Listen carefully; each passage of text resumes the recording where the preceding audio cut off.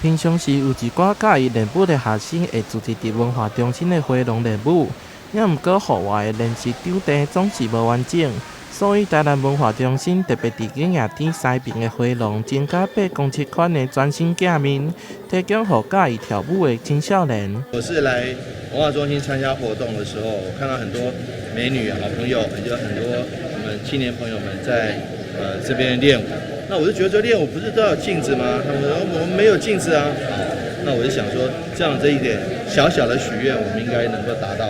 所以我们就赶快请文化局赶快把这个练舞的镜子能够做出来。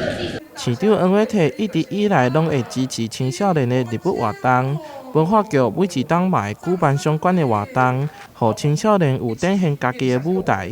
伫启用典礼这天，市长黄伟体嘛特别到场关心，并亲切地甲青少年自拍。文化中心本来就是艺文活动产业的地方，那艺文有包括各式各样的艺文，不一定是古典音乐才是艺术文化。所以说，我们让很多街舞的朋友或者喜欢跳舞的朋友都能够来这边练习，不管是古典的舞或是现代的舞都可以。欢迎大家来文化中心。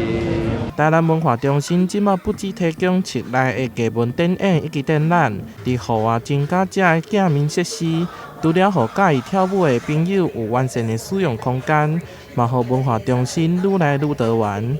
台南新闻杨顺怀采访报道。